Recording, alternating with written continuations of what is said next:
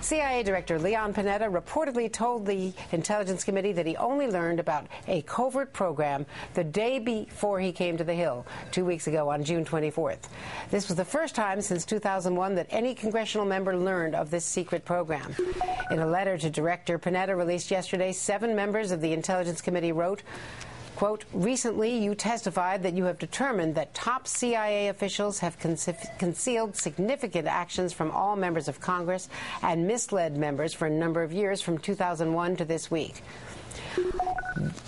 Leon Panetta denies it. Democratic Congresswoman from California, Anna Eshoo, and Democratic Congressman Rush Holt from New Jersey are both members of the House Intelligence Committee joining us now. Both signed that letter. Welcome. Thanks for coming over to talk to us. Good to be with you, Andrea. First of all, well, let's be clear about this program. This was a previously undisclosed secret program. Leon Panetta learned about it on June 23rd, came to see you all on June 24th. It did not involve waterboarding or interrogation practices, so we're not talking about that previous issue. We're told this program, though, was in operation since 2001. First question comes to mind, why did it take so long for the new CIA director to even learn about it himself? Well, it's a great question, Andrea. His own top leadership didn't even brief him that this program existed. He came, he did the right thing, he informed us and said that he had just learned of it, as you said, the day before, and he stopped it.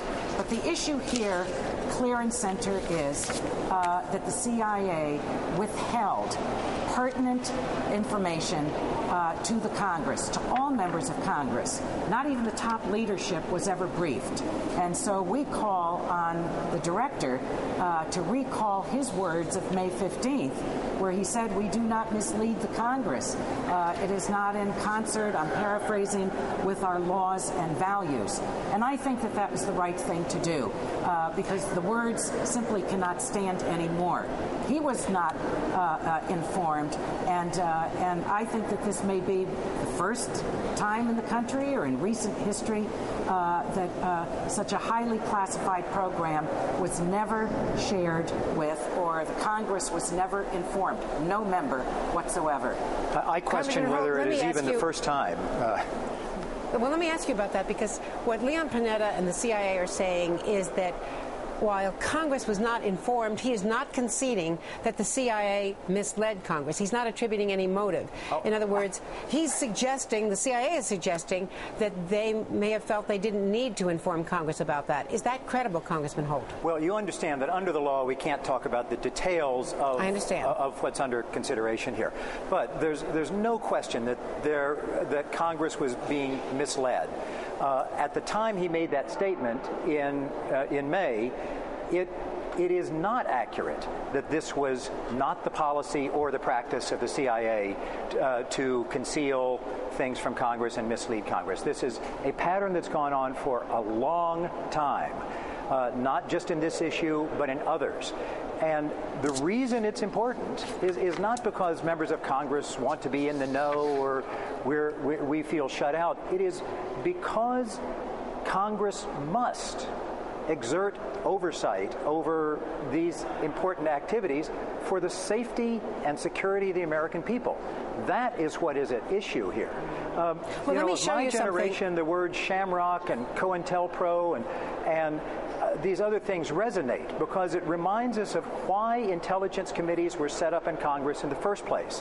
Because intelligence agencies were operating in an unexamined and, it turns out, dangerous way, infringing on Americans' liberties. And what I would add to that, Congresswoman Eshoo, let me just show you what happened today, though, when the Speaker was asked about this, because there's a bigger issue here, which is the feud between the Speaker of the House, third in line for the presidency, and the CIA director.